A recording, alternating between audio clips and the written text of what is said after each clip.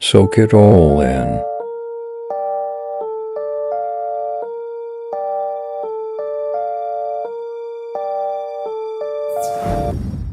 No, yeah. So, are you a Mason yourself? No, but I know quite a few.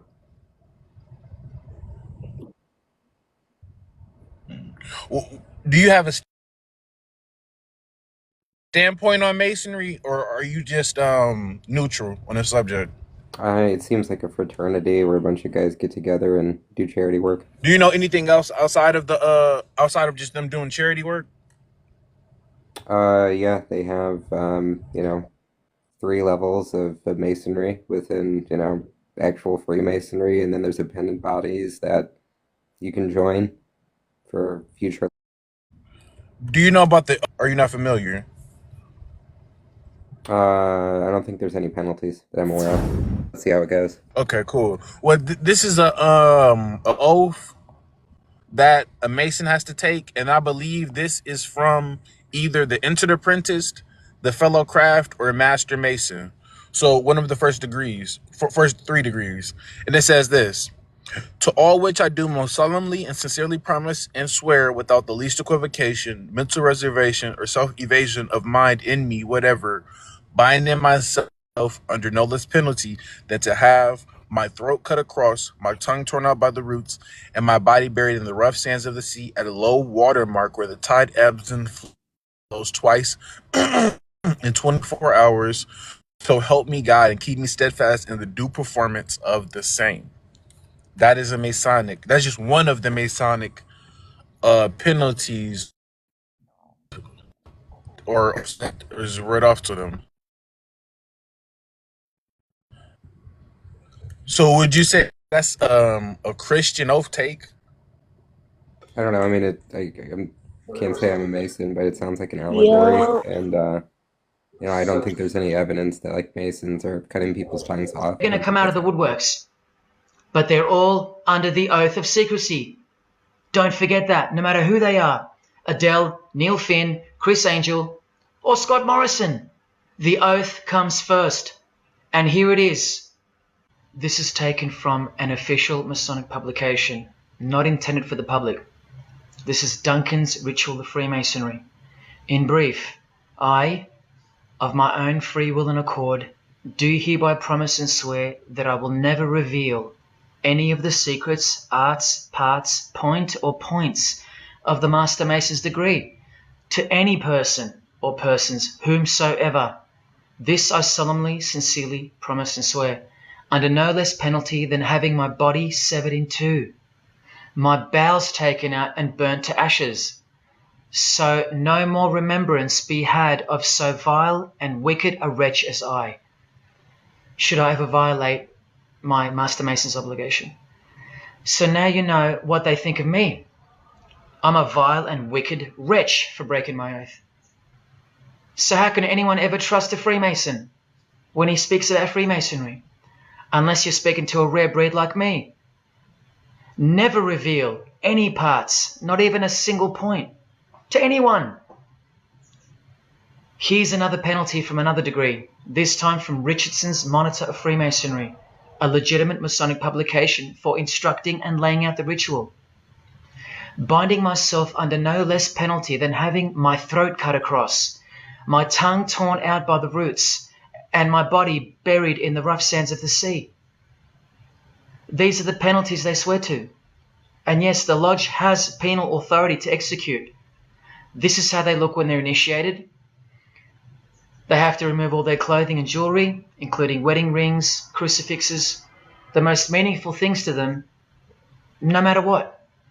They have to go, because complete allegiance to the society is required. You're blindfolded at every initiation because you symbolize someone who lives in utter darkness before you receive the light of Freemasonry. And that light will become so obvious to you in a bit. The secret that is being unveiled by incremental degrees to the candidates in the lodge is staring us in the face in daily life. And that truth is pretty scary if all you know and all you have is this world. But they know much more than that. At one point, when the blindfold comes off, this is what you're surrounded by. Blokes dressed like this, holding swords to your face. And that's nothing compared to what comes later. So your own wife or daughter don't qualify for discussion in these matters, unless they too are initiated to the same level as you. So please don't tell me that your grandfather or your neighbour is a Freemason and that there's nothing wrong with Freemasonry. How would you know when they're under oath never to reveal anything to anyone? The whole successful system is constructed by the art of lying to the public and to their own members of lower degrees. And we trust these people. Now here are the illustrations for the signs and handshakes. And you only receive them after the oath has been taken. This is the sign you do upon entering and exiting the ritual room while facing the Grand Master. It stands for throat slit. And it goes like this.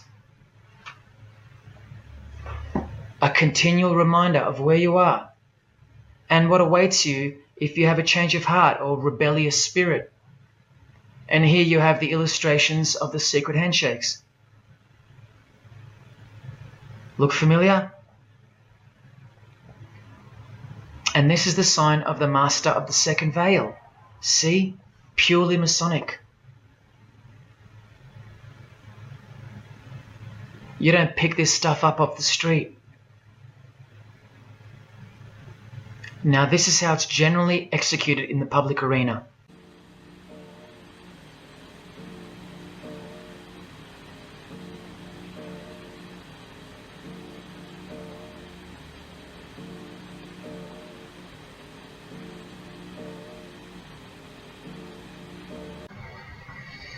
Sneaky, sneaky, huh? So when you see this, or this, you know for certain where it comes from and who they belong to. Look at Kramer on the front page of the privately circulated Freemason magazine, officially a Mason, like fellow brother Tony Abbott, and he's doing this. That's a direct link to the mysterious all-seeing eye of Freemasonry. There it is on the walls of the inside of a lodge room. So there's no reason to doubt that those who do this belong to this. This is another sign they do quite prominently. It's the sign of silence. This is from Richardson's Monitor of Freemasonry again, a finger over the lips. Now these signs are slightly morphed over time, so covering the mouth in a variety of ways is the expression of being bound to secrecy and silence. Silence or death, as Little Wayne here is portraying. Here's the oath of a second-degree Freemason on page 21 of Richardson's Monitor of Freemasonry. Binding myself under no less penalty than having my left breast torn open and my heart and vitals taken out, thrown over my left shoulder, should I wilfully transgress any part of this my solemn oath. In this degree, the penalty is to have your whole body dissected, bowels removed and heart cut into pieces and thrown into a field where you are eaten by animals, all to protect the secret religion of the rich, powerful and famous. In the Knights Templar degree, the penalty is to have your head cut off. Listen to this penalty, and this one has happened throughout history more than any other, because it works so well without having to resort to death or the threat of death, and it's easier to execute. Now this applies to all areas of industry. It's done through the ruining of your reputation by fellow Freemasons, pointing him out to the world as an unworthy vagabond, by opposing his interests, making life very hard for you, by deranging his business, by transferring his character wherever he may go, and by exposing him to the contempt of the whole fraternity, the secret society, and the world. Wow. How many people do you think they've threatened, ruined, framed, cheated, and utterly destroyed to protect their secret religion? And in case you think the Masonic Lodge hasn't got the authority over the initiates, especially the ones in the high degrees, this is from the Encyclopedia of Freemasonry. Under mandate, the orders and decrees of the Grand Master or of a Grand Lodge are called mandates, and implicit obedience to them is a Masonic obligation. And in Sickles' Monitor of Freemasonry, you plainly see they have a right to kill. A lodge has a right to exercise penal authority over its members. Exercise the penalties. So don't let a Mason tell you, oh no, that's just symbolic, the oath. Their laws are above the law of the land. And the proof are the oaths themselves. Because in normal society, you can't ask someone to accept having their throat slit as a penalty in order to be a member of any club or workplace. Unheard of. But not in Freemasonry, not in the secret society world. I told you, you don't know who you're dealing with and what's coming for us all. Here's what they think of the public. Here in speaking to the candidate, it's stated, but have a care not to defile the sanctuary by a spirit of curiosity, meaning don't try to join us just for fun. And take care not to increase the number of the vulgar and profane, meaning don't invite too many outsiders to join because they're vulgar and they're profane. This is more or less an invitation-only fraternity. Here from the Encyclopedia of Freemasonry again, written for Masons only and written by 33rd degree Masonic legend Albert Mackey, stating the same thing. Masonic definition of profane. One who is ignorant of the sacred rites of Freemasonry. One who is not allowed to enter the temple and behold the mysteries. And here, being uninitiated. That's the world at large. And here from this old ritual book written by the same legendary author, in the 33rd degree initiation, the Mason drinks wine from a human skull, which has been the cause for a few to leave Masonry, because they wonder, whose skull is this? In the 30th degree, part of the ritual involves stabbing skulls. Illustrated right here. The process of submitting the member further and further involves things like this. See, the candidate who's seeking admission into the next degree to receive more light has to be humiliated and intimidated. This guy here has his foot on the candidate's head. This is what our celebrities and politicians and the most prominent members of our society have done and continue to do. No one is exempt from this. And this is the intimidating and frightening path that you must take that binds you to the secret society before you are revealed the true beliefs of the religion. So can you see the risks I'm taking? You have to stay till the end. Don't let me down. Don't let yourself down or your fellow man. Believe me, it'll be worth it. Now here's one of the 3 greatest Freemasons of all time, who actually helped construct the 33 degrees or rituals of modern Freemasonry, Albert Pike. A hideous man with a deeply complicated mind, and one who will soon help you to see who they really are. This is how important he is to Freemasonry. He's buried here, in the House of the Temple, a Washington Masonic Lodge, just around the corner from the White House. He was called the Grand Commander, Sovereign Pontiff of Universal Freemasonry, a giant of this secret society, the only Confederate general who has his own statue. And who were the Confederates? The dudes that fought for slavery, not against it, defeated by Abraham Lincoln, who was surrounded by these Freemasons, and who was assassinated by this one, John Wilkes Booth, doing the same sign of the Master of the Second Veil. A Freemason assassinated Abraham Lincoln, undisputable when you have the eyes to see. Now Albert Pike writes in his colossal work, which some refer to as the Bible of Freemasonry, called Morals and Dogma, and on page 113 he says, what can there be in common between the vile multitudes and the sublime wisdom? That's what Freemasons possess, sublime wisdom. That's what their secret is, it's sublime. The secret I'll reveal to you. Now just quickly, here's Freemason Kanye West. Here he's giving the Masonic grip to his brother Mason Jay-Z. Look at the lapel he's wearing in this picture. It's the same double-headed eagle as on the front cover of the so-called Bible of Freemasonry, Morals and Dogma, written by the Grand Commander Sovereign Pontiff of the religion that Kanye and Jay-Z have been sworn into and thus granted access to international success. His Christian conversion isn't what it seems, and you'll soon see what job he has to do. Now look at what else Freemasonry thinks of the uninitiated, from the words of the Grand Commander himself. The truth must be kept secret, and the masses need a teaching proportioned to their imperfect reason. I hope you're listening, because we're about to get going here. These truths were covered from the common people as with a veil. There's that veil again. And the mysteries were carried into every country. So you don't believe this is an actual oath then from the book? Well, no, I'm just saying, like, I don't think they're literally cutting people's tongues off. I think we would probably know if they were. Well, not necessarily. Have you ever heard of William Morgan?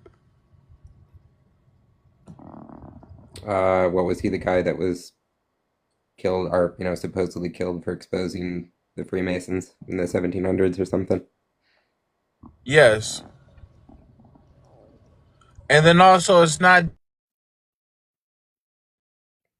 I can get his name for you at a later time, but he was a Freemason, and he had a whole tribe unalived, or you could just say family unalived, and he stole their wealth because he had his son marry into that family because they owned an oil rig, and he wanted it, and he was a known Freemason. And then also, by the way, this is not like speculation because I know you. I don't know if you watch movies or not. I'm not really too big into the movie industry, but I do know who Leonardo DiCaprio is, and there's another actor in that movie as well. If you're familiar with actors, talking about a few movies and TV shows that hid real rituals in them. I want to warn you, there will be spoilers ahead. The first movie we're going to be talking about is Killers of the Flower Moon. Killers of the Flower Moon is a Western crime drama film directed by the legendary director Martin Scorsese. The movie stars a legendary cast with Leonardo DiCaprio and Robert De Niro as leads. The movie is based on a non-fiction book by the same name that was released in 2017 that is based on what came to be known as the Osage Reservation Murders, telling the story of an Osage tribe from the 1920s from an Osage County in Oklahoma that struck oil and changed the tribe's lives overnight. The tribe became very wealthy after the discovery, but it also led them to be targeted by a shady millionaire criminal politician named William King Hale, who is played by Robert De Niro in the movie. William knew the quickest way for a non-Osage member to get their hands on oil rights was to marry into an Osage family, then get rid of them and inherit the rights. Soon after William targeted the Osage tribe, he concocted a plan to secretly take out the entire family lineage in order to take control of their oil mines. In the movie, as it happened in real life, William's nephew Ernest Burkhart, who is played by Leonardo, marries Molly Kyle, who had head rights over the Osage oil mines. Shortly after marrying Molly, many of her family member friends and other Osage tribe members who also had head rights were taken out in order for Molly to inherit more of the oil mines, all in a planned efforts to steal the oil mines by force from Molly and her tribe. Ernest was instructed by William to take out many of Molly's family members, including her mother Lizzie Q and her sister Rita Smith and Anna Brown. Molly's mother Lizzie was believed to be poisoned. Her sister Anna Brown was taken out by a hitman, with her sister Rita and her family's home mysteriously exploding. After her mother and sisters passed, Molly inherited their percentage of the oil mines. Molly's cousins Henry Roan and Charles Whitehorn were also targeted and taken out by William and Ernest. William's plan was that after Molly inherited all the oil mines, he would have her eliminated by her own husband Ernest. Ernest even attempted to poison Molly, but thankfully she survived and got away alive. The movie follows the story of how William used Ernest to eliminate the Osage tribe to steal their wealth by force. The movie is a sad one, as it's all based on a true story, and all of those people in the movie were indeed taken out. One thing the movie revealed that most people didn't pay much mind to was that William King Hale was a 32nd degree Mason. The movie openly reveals this in this very important scene we're going to be talking about in a bit. Looking into William, I discovered that he indeed was a Freemason, a part of the Grey Horse Lodge 124 in Fairfax, and a member of the Guthrie Valley of the Scottish Rite as well. What's even more interesting is that this scene in the movie was actually filmed inside a real Masonic lodge. In fact, the very same Masonic lodge William was a part of. In the movie, there's a scene where William brings his nephew Ernest to the lodge to punish him. We see William force Ernest to kneel in front of the Masonic lodge altar before he bends Ernest over and paddles him with a Masonic hazing paddle. I am a 32nd degree Mason. I am imbued confidence, trust, and responsibility, among other things. Yes, sir. You know what that is? No, sir. As you saw for yourself, William, who is played by De Niro, confesses to being a 32nd degree Mason before paddling Ernest, who is played by DiCaprio. The scene was filmed in a real Masonic lodge in Oklahoma, the very same Masonic lodge William King was a part of. This was an obvious Masonic hazing ritual, or what many call a humiliation ritual, something all Masons are eventually put through. They hid a real Masonic hazing ritual in plain sight in this movie, and no one even batted an eye. Not only did this confirm that William was a Freemason, but that the Masonic order was behind his actions. What makes this scene even more interesting is that both Robert De Niro and Leonardo DiCaprio are Freemasons. Leonardo is actually listed on 2 official Freemason websites as a famous Freemason. Both sites openly show him as a member. We can also see Leo doing Masonic hand gestures since early in his Hollywood career. Robert De Niro has also shown his Masonic alliance early in his career, as in this photo around the time he was filming The Godfather, we can see De Niro doing the Masonic hidden hand gesture, showing he took the oath. In this photo, De Niro is seen placing his hand into his jacket. This pose is called the Masonic hidden hand, and the Masons do it to show they're Master Masons. Even more interesting, De Niro is one of the actors that had to wear a dress for Hollywood. He put on a dress and went on to twerk on Diddy. All of these puppets are forced to do the same thing. So this scene, which was filmed in a real Masonic lodge about a real Masonic hazing ritual, was being acted out by real Freemason members. Even Martin Scorsese is a Freemason. Here's a photo of Martin arriving at the Freemasons Hall Covent Garden for the after party for the film premiere of The Irishman back on October 13, 2019 in London. A party that Al Pacino attended, and also Robert De Niro, 2 Masonic puppets. The reason they put a real ritual in the movie was because the movie was created by Freemasons and acted out by them too. So many people saw this scene and thought nothing of it, thought it was just some weird scene added in for dramatic effect. But this wasn't that at all, but a glimpse at what those who run Hollywood are up to. The next movie that had a ritual in it that we're going to be talking about is From Hell. From Hell is a 2001 detective horror film starring Johnny Depp. The movie is based on the serial killer Jack the Ripper. In the movie From Hell, Johnny Depp plays a detective who is investigating a string of murders that eventually connects back to Jack the Ripper.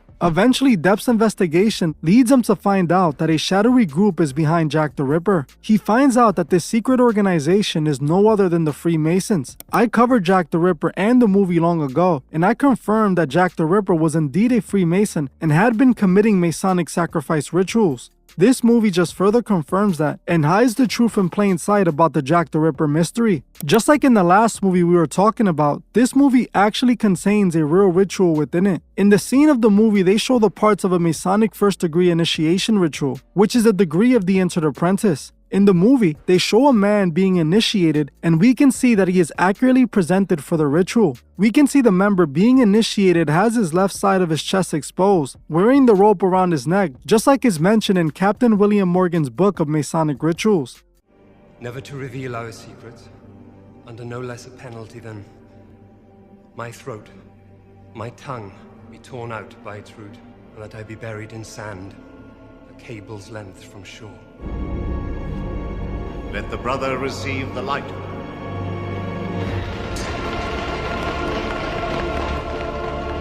As you saw for yourself, they put a real Masonic initiation ritual in this scene. The scene was pretty accurate, as the actor repeated exactly what is stated in the lodge. In Captain William Morgan's book, it states that the oath the Masons take is this: binding myself under no less penalty than to have my throat cut across, my tongue torn out by the roots, and my body buried in the rough sands of the sea at the low water mark where the tide ebbs and flows in 24 hours. In the movie, they only replaced 1 or 2 words. Other than that, it's pretty accurate. Just like in the last movie, they had a real Mason acting in this movie, as Johnny Depp is a Masonic puppet. We can find Johnny Depp, just like De Niro, doing the Masonic hidden hand, showing his alliance, and also showing the one-eye symbolism. Realize a little bit I am. So, and they all also know, played it, another gentleman are known Freemasons. No, yeah, I don't like to put all of them in a bucket, because that's definitely not the case. Not all Masons are bad, nor do I want to say that that's the case. But if we look at Masonry, it's not of God. Hello. Good morning, sir. Good morning, man. And you said you're a Mason? I am. Now, I don't want to ask the whole Grand Lodge thing, but are you by chance Clandy Dandy? No, I'm legit. Has anyone approached you about that? I'm under the Grand Lodge of South Carolina. Okay, 'cause I just know that. Okay. We're saying that. Are you a possible Christian as well? So that's going to be a long story. Because originally, no. But when I started going to a more into my spiritual journey, I would say I started becoming Christian. I wouldn't say I am Christian. I do believe in Jesus Christ, and I do believe in God.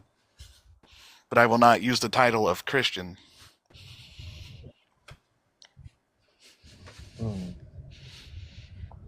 Well, do you think someone can be a Bible believer and be a Mason? Yeah. So, one of my best friends is a Norse pagan, and he's a Mason. I've met people of all religions in this, and I've only been a Mason a year. Well, a Master Mason.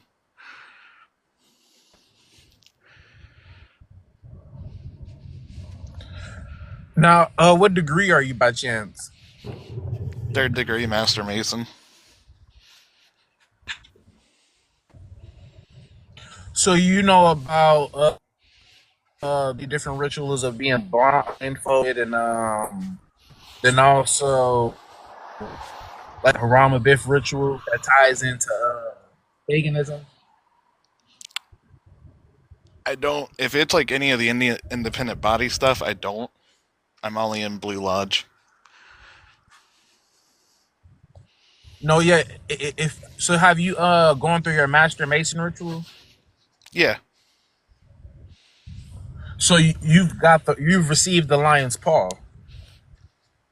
I don't know if I can answer that. My Biff, you did all of that then. I did the 3rd degree.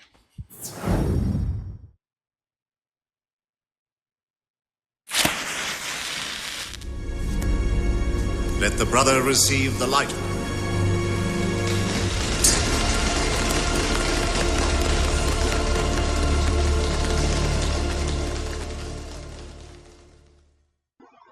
Masonic history is notoriously difficult to trace. Its origins are shrouded in the mists of time. As multiple streams converge to form a river, so Masonry itself has numerous tributaries. Just like a river, when one follows it back to the source, it virtually disappears, and one arrives at a trickle somewhere, a spring, or runoff from a glacier. Yet somewhere along its course, it undeniably becomes a river, and it is here that our story begins. Masonry and its symbols are an enigma, to which no simple answers may suffice. To quote Albert Pike, the blue degrees are but the outer court, or portico of the temple. Part of the symbols are displayed there to the initiate, but he is intentionally misled by false interpretations. It is not intended that he shall understand them, but it is intended that he shall imagine he understands them. Their true explication is reserved for the adepts, the princes of Masonry.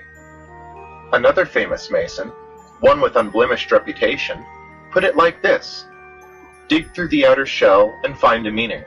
Cut down through that meaning and find another. Under it, if you dig deeply enough, you may find a third, a fourth. Who shall say how many teachings? In this video, we will dig for one of these buried teachings and discover a key that unlocks many mysteries, that of the so-called widow's son. According to William Harvey, a famous Mason, the outstanding figure in modern Freemasonry is undoubtedly the widow's son, who is known to members of the fraternity under the somewhat obscure name of Hiram Abiff. So is Hiram Abiff the iconic widow's son? It is true that Master Masons are raised in the image of Hiram Abiff, and many understand this to be the reason they are referred to as sons of the widow. Seldom discussed, however, is the question, who is the widow? Or better yet, who was the father? What is perhaps the oldest Masonic legend is known as the Legend of the Craft, from which we will now hear a few excerpts, bearing in mind that while nowadays few Masons actually believe this quasi-biblical legend, The early Masons took it quite literally. As Albert Mackey said, this narrative, up to the end of the 17th century, claimed and received the implicit faith of the craft, and, even in the 19th century, has had its advocates among the learned, and its credence among the unlearned of the craft. The legend of the craft. How this worthy science was first begun, I shall tell. Before Noah's flood, there was a man named Lamech, as it is written in the 4th chapter of Genesis, whose 4 children founded the beginning of all crafts in the world. Jubal was the elder son, and he found the craft of geometry. His brother, Jubal, found the craft of music. The 3rd brother, Tubal-Cain, found out smith's craft to work iron and steel, and their sister, Naamah, found out the art of weaving. These children knew well that God would take vengeance for sin, or destroy humanity, either by fire or by water, wherefore they writ the science they had found in 2 pillars of stone, that they might be found after Noah's flood. And that one stone was marble, for that would not burn with fire, and that other stone was clept laterns, a stone that was said to float, and would not drown in no water. The legend then relates that after the flood, Hermes, the father of wise men, he found one of the 2 pillars of stone, and found the science written there, and he taught it to other men. And at the making of the Tower of Babylon there was masonry first made much of, and the king of Babylon, Nimrod, was a mason himself, and loved well the science. The legend attributes to Nimrod the creation of masons into an organized body, and he was the first who gave them a constitution or laws for their government. Masonry, according to the legendary account, was founded in Babylon, whence it passed over to the rest of the world, as Abraham and Sarah then brought the 7 sciences to the Egyptians, where Euclid became its chief exponent. As for the 4 children of Lamech, none is more central to Masonry than Tubal-Cain. Tubal-Cain, the celebrated forefather of Masonry, was also the forefather of Hiram-Abiff.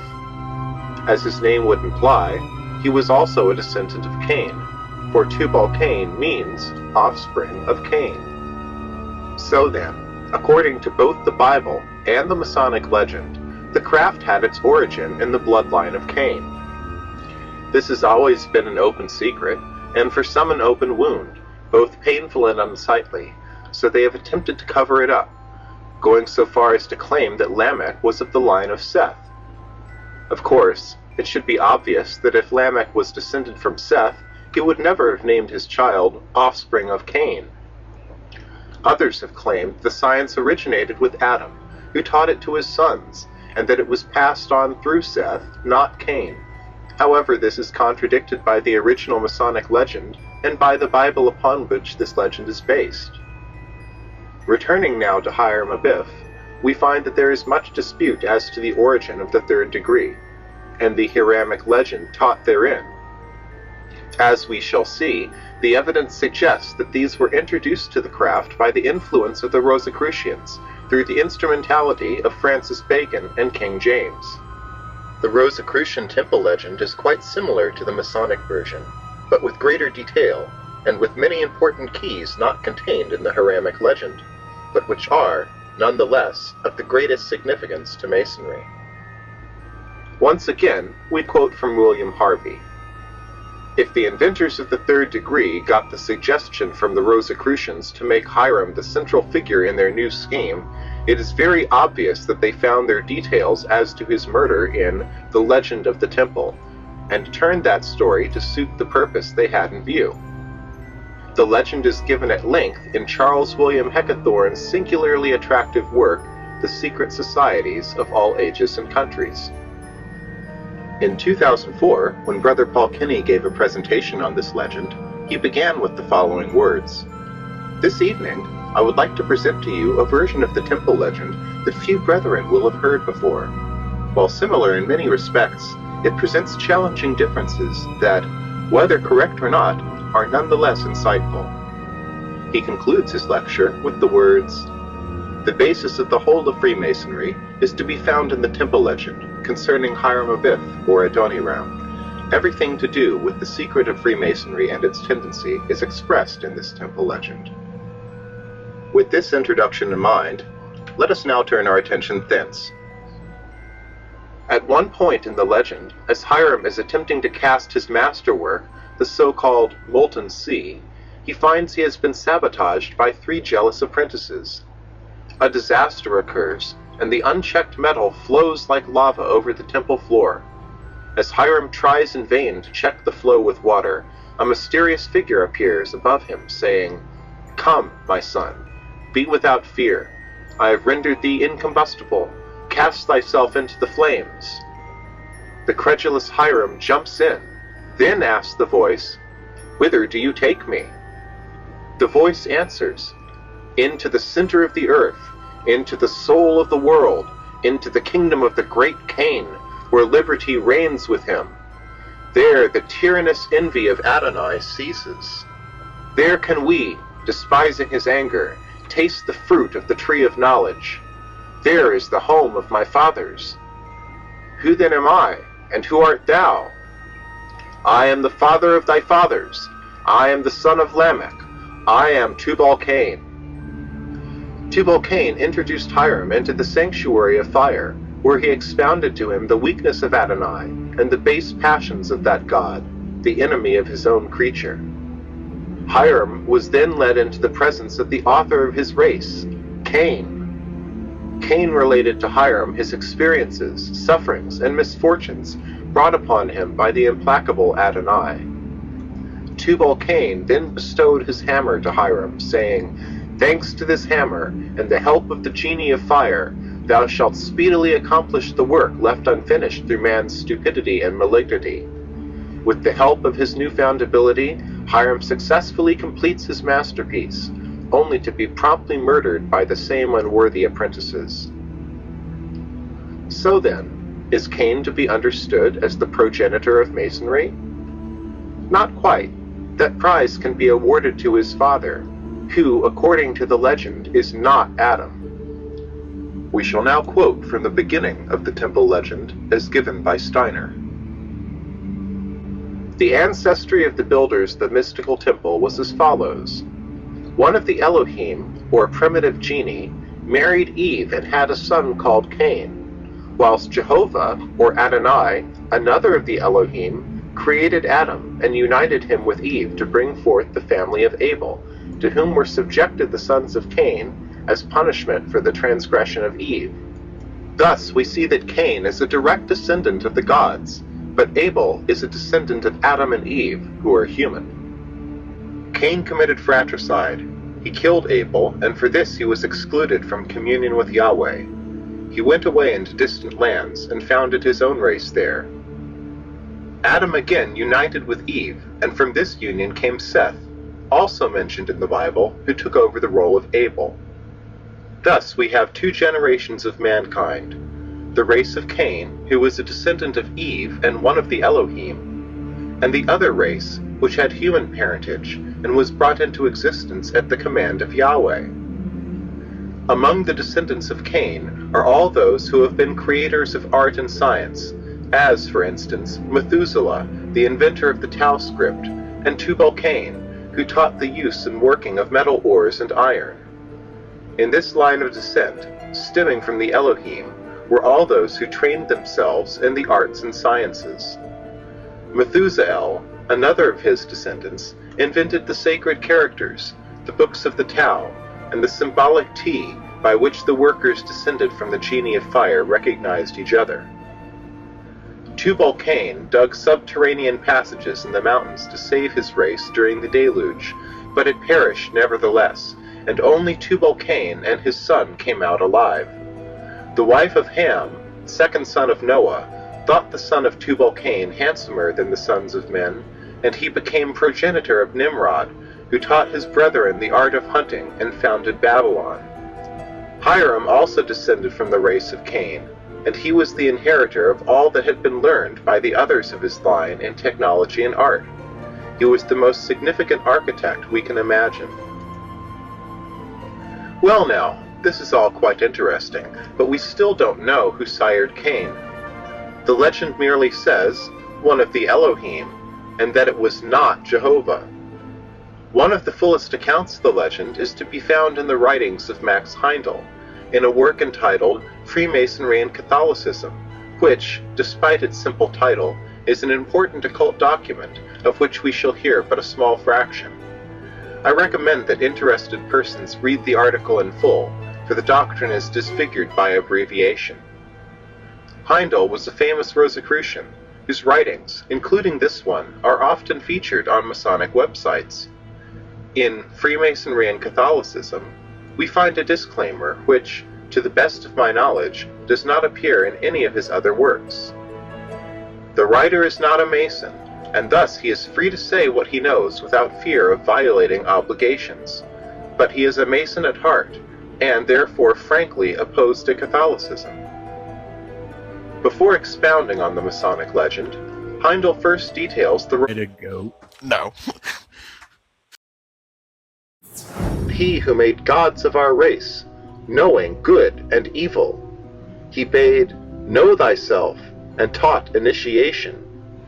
He is the devil of the Book of Thoth, and his emblem is Baphomet, the androgyne, who is the hieroglyph of arcane perfection.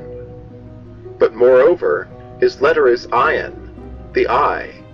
He is light, and his zodiacal image is Capricornus, that leaping goat, whose attribute is liberty. Which brings us, at last, to the goat. The goat is one of the most popular Masonic animals, an association which has been the cause of much speculation and controversy. One accusation, which is vehemently denied, is that part of the initiation involves riding a goat. The standard explanation is given in Masonry Defined, which claims it harkens back to the Middle Ages and the belief in the witch orgies, where, it was said, the devil appeared riding on a goat. It was, in England, a common belief that the Freemasons were accustomed in their lodges to raise the devil. So the riding of the goat, which was believed to be practiced by the witches, was transferred to the Freemasons, and the saying remains to this day. This is the explanation most commonly cited by Masonic authorities, who claim that the alleged accusation became an in-joke of sorts, but maintained that the practice was merely a vulgar fantasy. Unfortunately, this is not exactly true, for although evidence is scarce that goat riding formed a part of Masonic ceremony, there were a number of side orders which definitely rode the goat.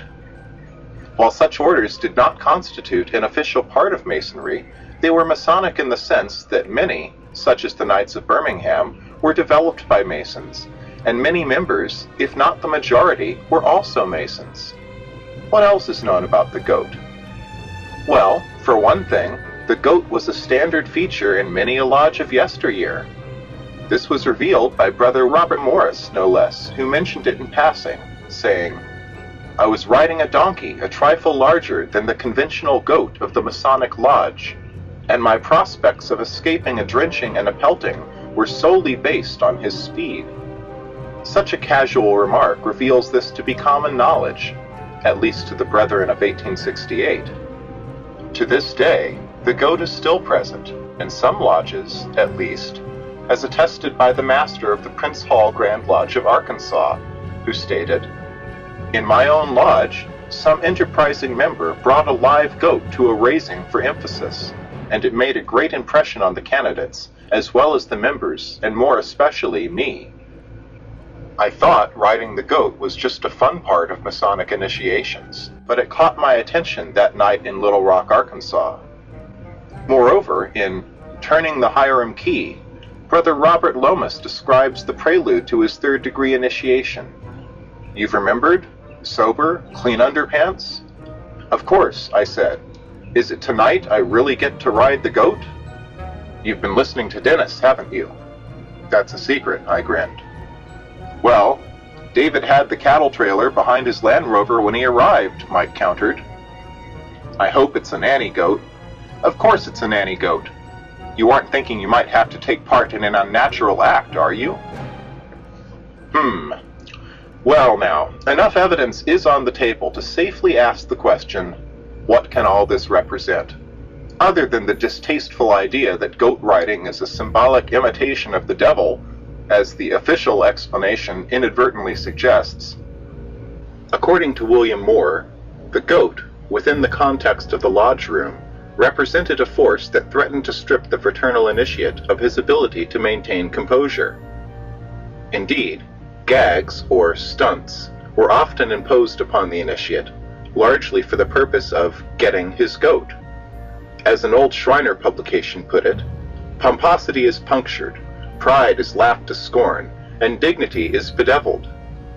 If these crafty brothers did not actually invent the practical joke, they certainly perfected it. When the candidate overcame the temptation to react angrily to such treatment, he gained self-control, as people could no longer get his goat. A similar explanation is given by Albert Benjamin, who, in reference to the Egyptian initiation rituals, said, "Such trials, in some form, handed down from this remote period, persist today, as witnessed by the hazing of newcomers at school and the riding of the goat in our lodges.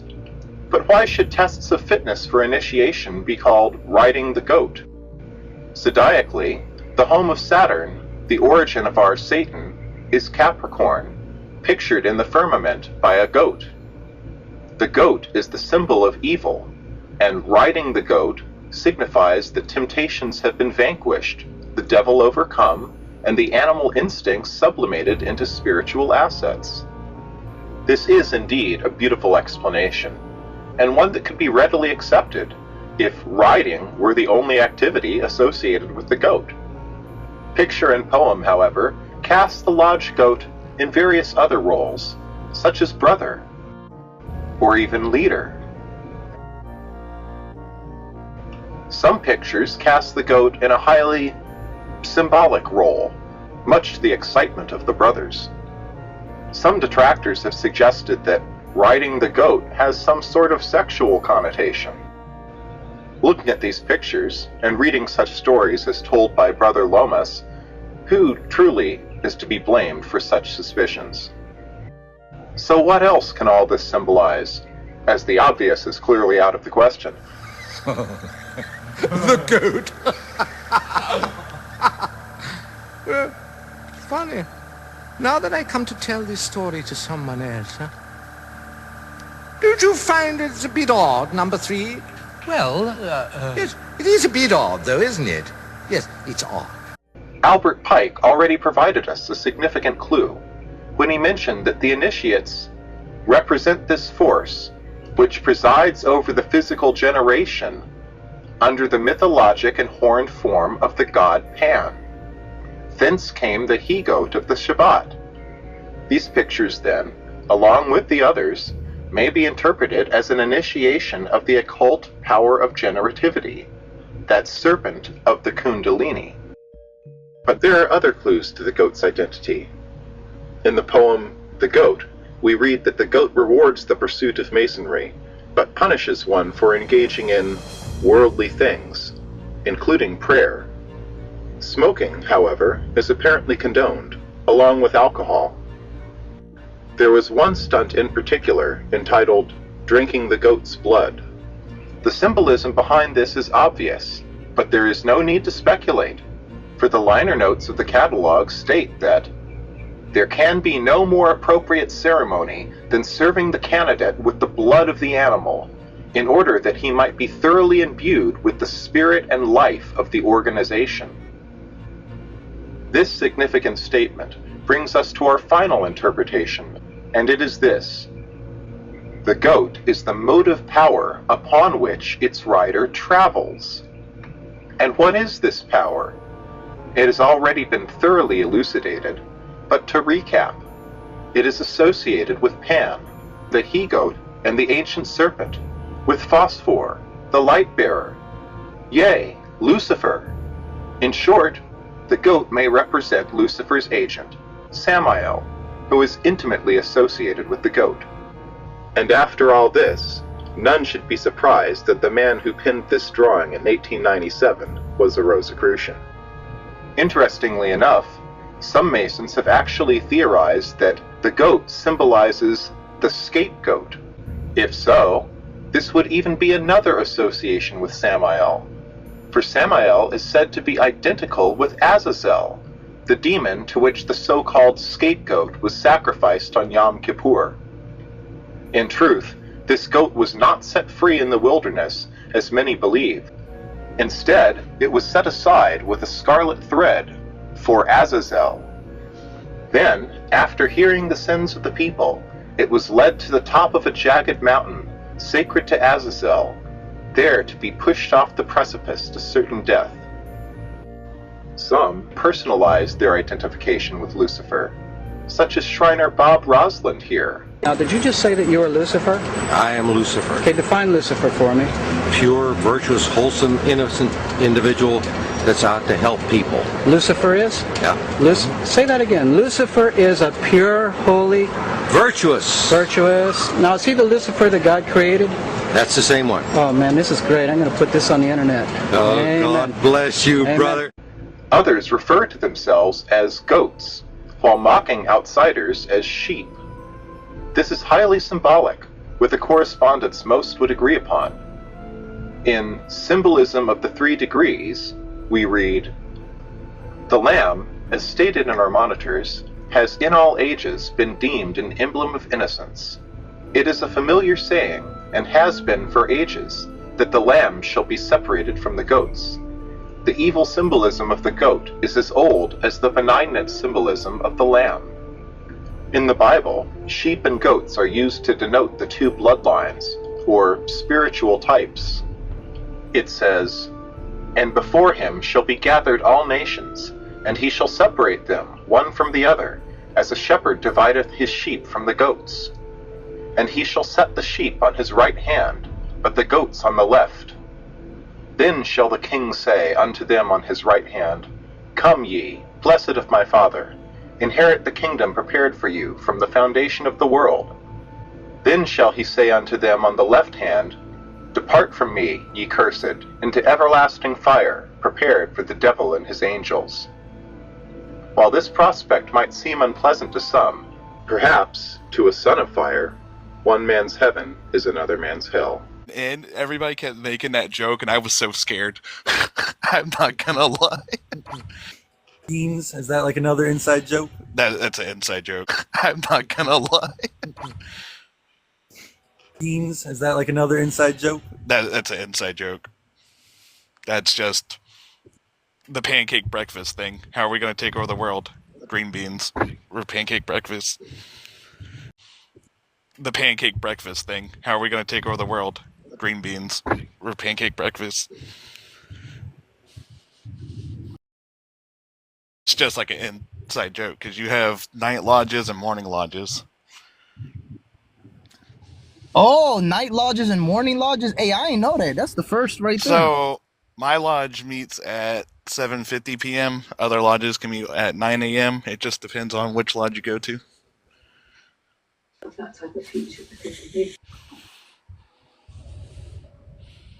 Were you uncomfortable at any moment when you were proceeding through these rituals?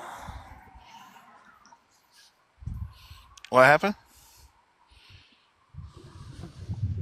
Now I'm saying I went to this party conspiracy and I was wearing a suit and I took a picture with my hand inside the suit. Remember that picture you showed me?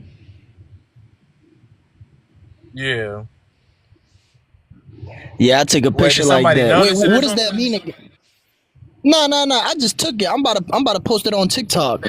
What does that mean again? When he has his hand inside the suit, did it say what that mean again? The master of the second veil. Are you familiar with that symbol, Asura? Which one? The master of the second veil. No, that sounds like Scottish Rite stuff. I'm only in Blue Lodge. Oh no, yeah. Let him. Dang it. I'm not in any of the independent lodges yet. Are you going? Do you plan on going up that route? Soon. But with the way I work, I don't have time to do anything. Can you be both Scottish Rite and York Rite? Yeah. Okay.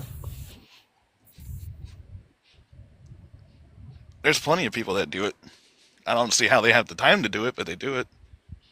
Do you think there's a tie? No, my bad, Cormac. You can go, bro.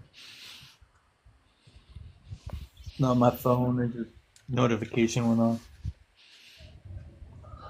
But I was gonna ask you, Asura, do you think there's any ties to witchcraft within Freemasonry? And this is not to offend you, but this is just, No, ask. I'm gonna answer whatever I can without me getting in trouble. So, ask what you want to ask. But witchcraft? No. Most of the members are like 70-year-old guys that can't even make it up the damn stairs. Literally, in our lodge, we have an elevator for them to go up. Well, what if I was to show you some footage of people who was in witchcraft, and then also people who are in masonry, and they're showing their similarities within the rituals? I have a video that I can show you of that. Would you care to listen? The whole thing with that is it's supposed to be symbolism veiled in allegory. So you can interpret it however you want. And that's the beauty of it. Well, I'm not necessarily talking about like the meaning and stuff like that. I'm more so talking about like what you have to go through, like your blindfold initiation and everything of that sort. Those are the same exact things that a witch or warlock will go through. What if is that what you were going on about? No, okay, I can explain that. I know you think it's a stretch, but I have the video on my phone and I can play it for you right now. No, I just have to find it. I believe you. So the whole thing is when you come in as an EA, you're supposed to be blindfolded, right? We all know this. You know this. So it's supposed to be like you're coming into the Stone Guilds at the same age, being blinded to the world. Same similarity. Okay, I could explain that. I know you think it's a stretch, but Freemasonry is just one of many ways to get people into the occult. But even more than that, it's able to get them into a really sort of packaged way to produce people that can be used in a more mechanical way in the system. That is, that they can be put into places of power to turn a lot of the gears and things like that. So, by your earlier, your pretty much interpretation of saying, could there be good Masons and evil Masons, since you're saying everyone can read the allegory differently? That's why we hear of satanic Freemasons. Well, the whole thing is you got to believe in a supreme being or deity to get in. Hence is why we have Norse pagans, Buddhists, theists, all them. So also with the Masonic floor, you have white and black, also symbolizing duality as well, and that's why I was wondering, is there are there kind of known evil Masons that you guys go against, or you guys welcome them as brothers as well, or is that just kind of a myth? So that's a loaded question, because there's obviously you guys have seen the Masons on TikTok who come on here, portray, and have attacked each other, witch hunted each other, all that. So I would count them as bad guys, but technically they're still Masons if they're recognized. But so that question is very loaded. Right, I feel you. And I'm not trying to talk bad about any brother, because that's one of the things is we're not supposed to. We're supposed to help right each other's wrongs and make each other better, not worse. Hey, can I show? I want to show everybody in the chat the similarity between witchcraft and masonry. But in a formal ritual, always had something to do with ritual. Even if it was casting a spell, you would always light the candles. Can you hear Freemason? Set up your altar. Yes, sir. Well, Freemason exposed. You hear, bro? Some of the parallels between Freemasonry and witchcraft show such a similarity that it cannot possibly be coincidental. Similarities in ritual, wording, and symbolism are so close in several instances that it clearly suggests a common origin. To examine this possibility, I spoke with a number of and compared their Blue Lodge initiations with the experiences of former occultists. In the initiation in Freemasonry, we had to be recommended by another Mason. Well, in order to join witchcraft, you have to be first screened. You have to be recommended by somebody currently in witchcraft. Well, when I was initiated, I was blindfolded and bound by a rope, and on your bare chest was thrust the point of a spear. In witchcraft, we were initiated through a very involved ritual, initiation ceremony, wherein the candidate was led blindfolded, bound by a rope to the edge of the magic circle. And the rope is around your neck and your lid forward. And up front, in the eastern end of the building, is a person's worshipful master. And you kneel down before him as if he were a god. You were met by the high priest or high priestess at that time, usually with a sword to your chest. When I went to enter the lodge, a sharp object was put to my left breast. Told him this, quote, if you are video, there is a very big similarity between Masonry and witchcraft or the occult. All right.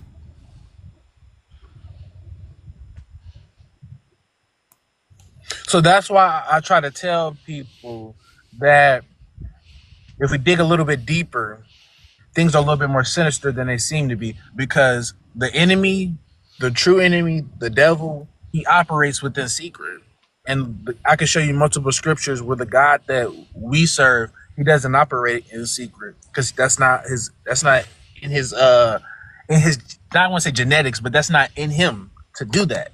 He operates within love and public, acknowledgement. If you get what I'm trying to say. Love, light, and all that. Word, yeah. public. It's not secret. Asura, you a Mason? Yes, sir. Where you hail from? South Carolina. All right, I'm under the most merciful Prince Hall Grand Lodge of Georgia. Do y'all recognize Prince Hall?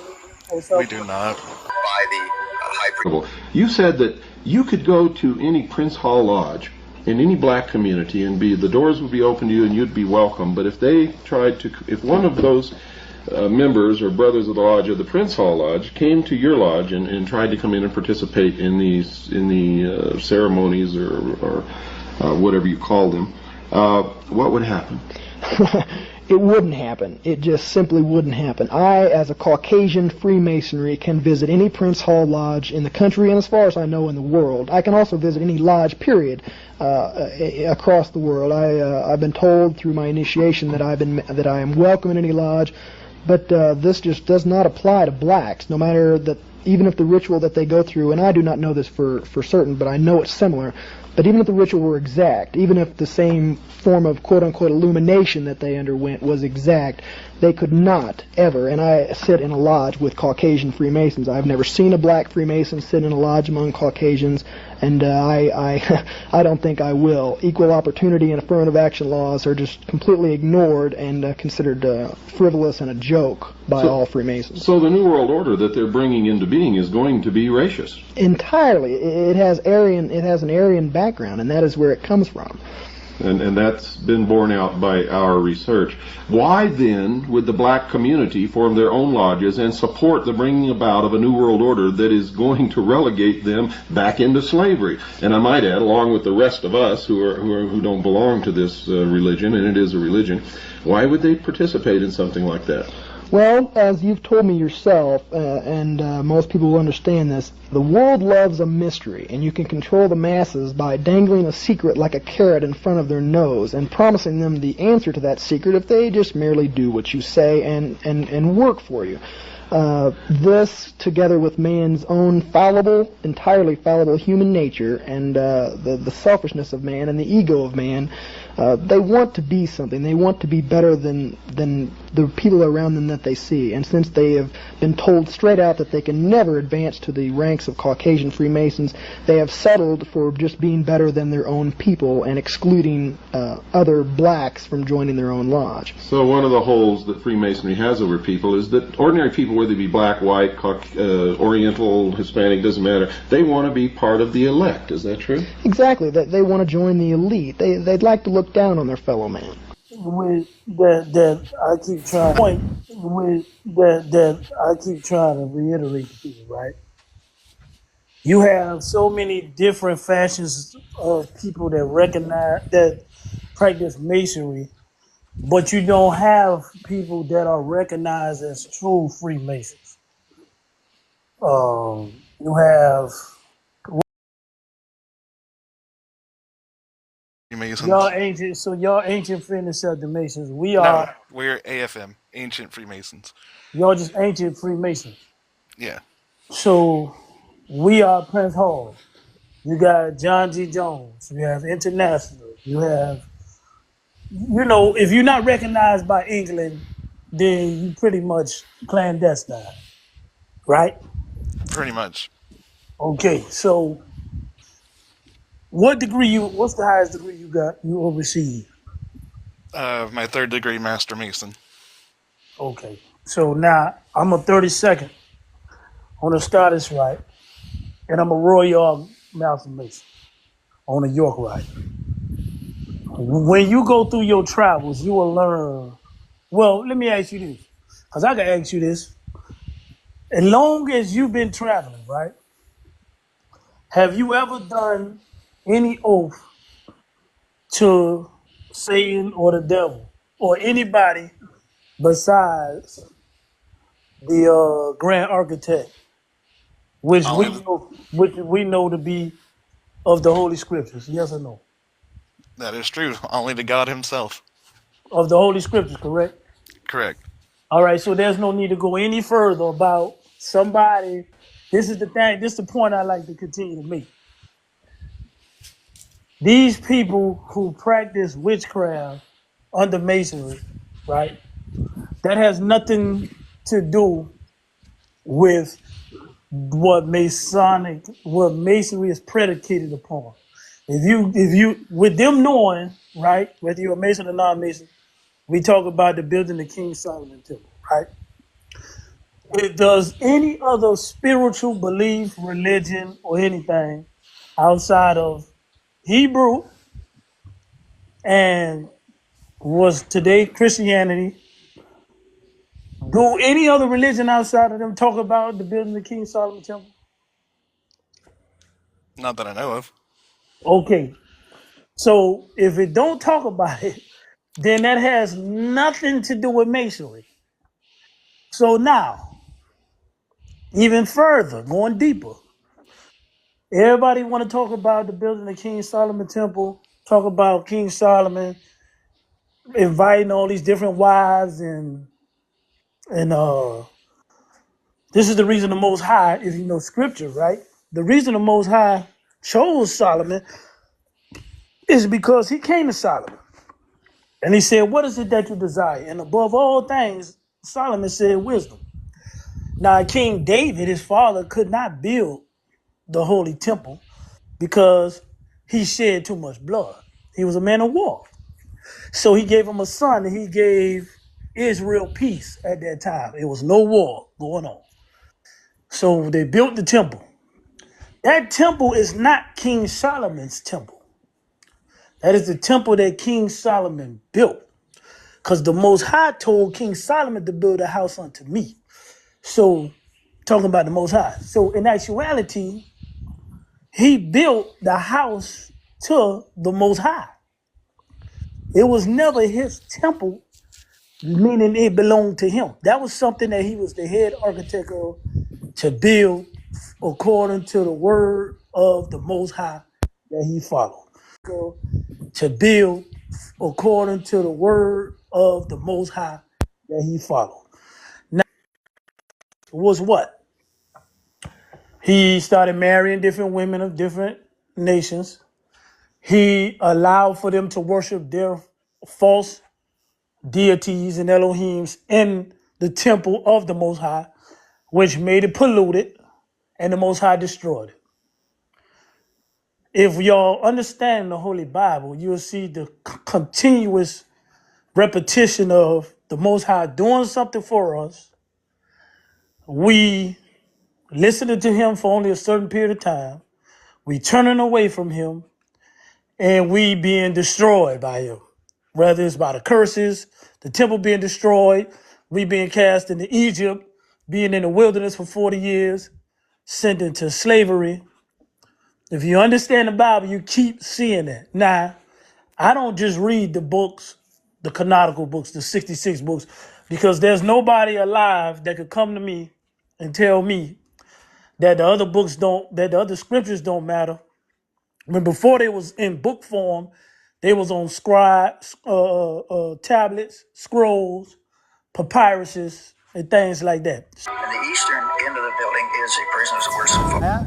According to the occult writings, that's Lucifer, the light bearer, and some of the symbols on the walls, on the retaining walls.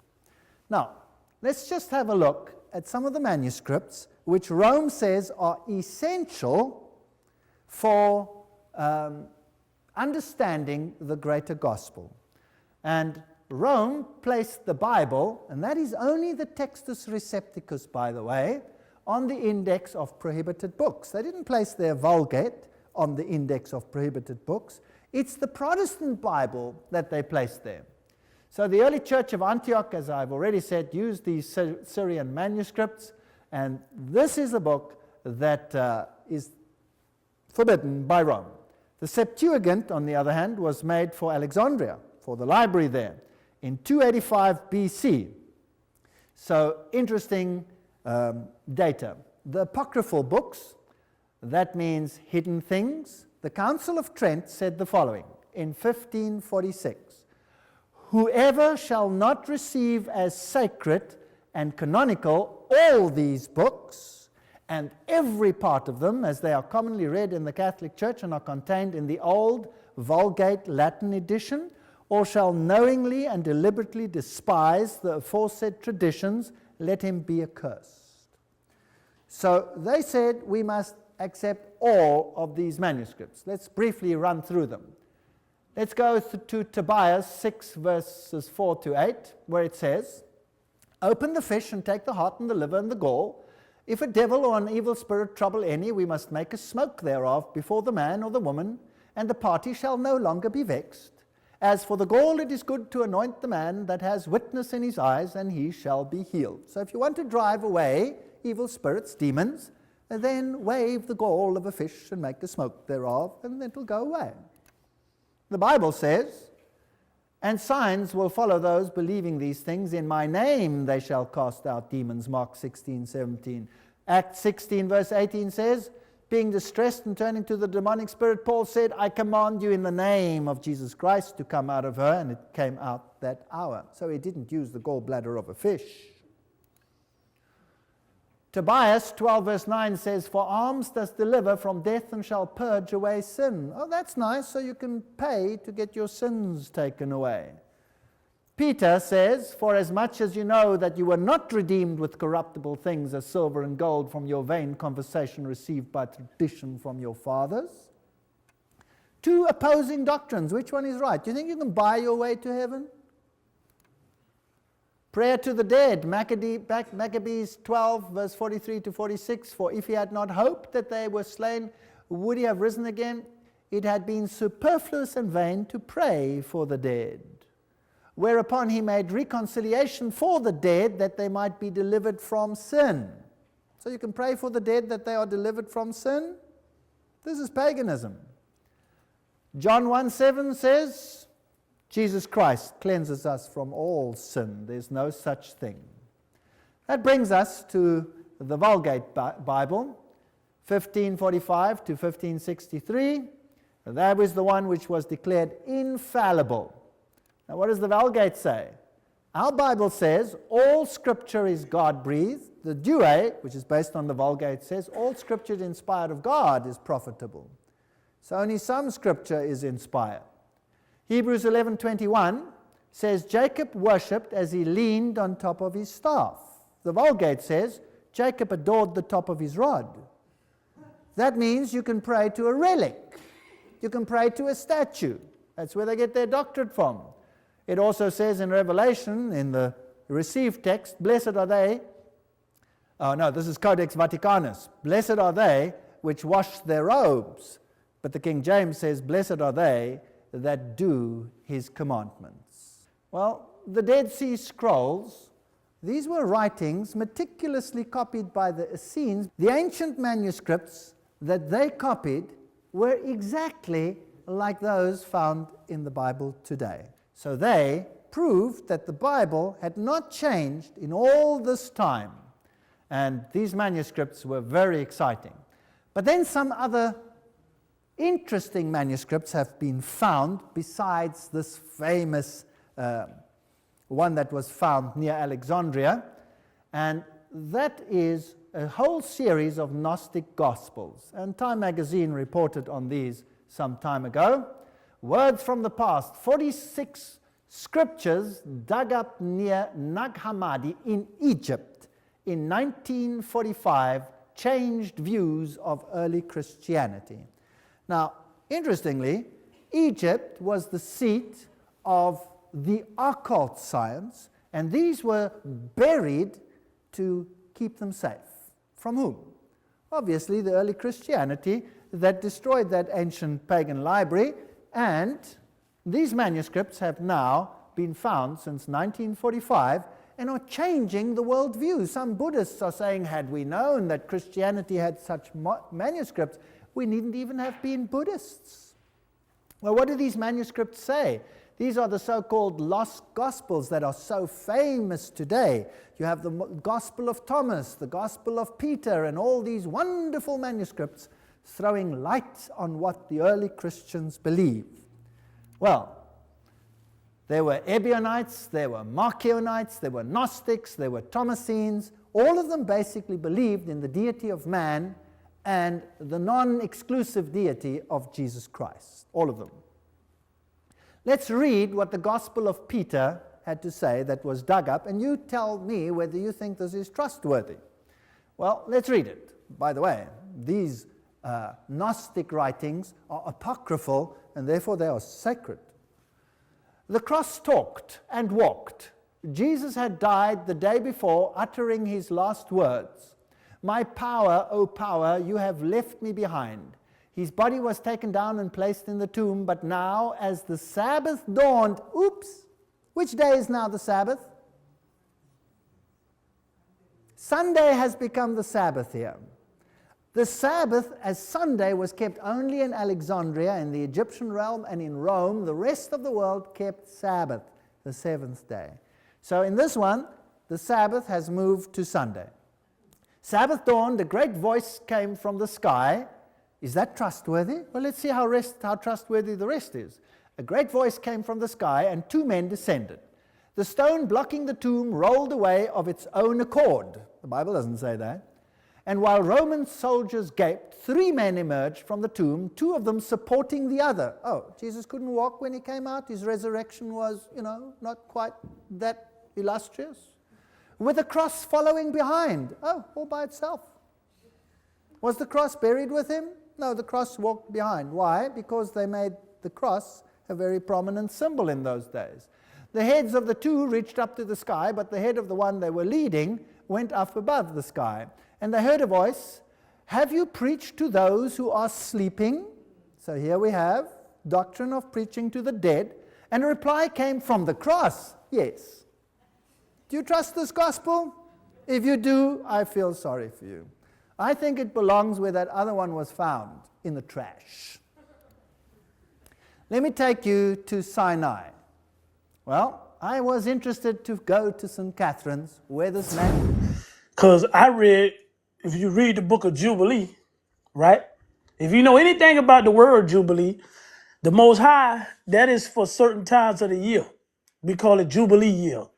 So if you read the book of Jubilee in chapter 2, verses 2 through, I believe, 13, right? The Most High, when he created the heavens and the earth, right? He ordained it that he did 22 great works, right? Within that time frame. And it was ordained on the Sabbath day that he rested, right?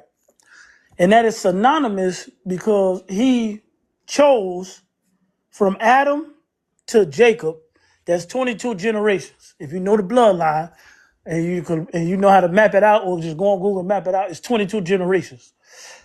From the beginning, when the Most High created the heavens and the earth, he chose Israel, which is Jacob, to be a group of his people that he chose. He says that I choose out of all the people, this to be my people. This is something that was ordained from the beginning before he even existed. So the thing is, if you really want to know about Masonry, the only way to really know about Masonry without joining a lodge or anything, you need to get into your Bible. And if you're really into your Bible and you join Masonry, you will realize that there's nothing outside of that Bible that Masonry talks about. Is a symbol of their deity. Well, here are some of the occult teachings of Rosicrucianism, where you have the zipharots, the levels that you can attain to, and this is pure Kabbalism. Now you must understand that in the Kabbalah, it is not Yahweh who is the true ruler, it is Lucifer who is the true ruler.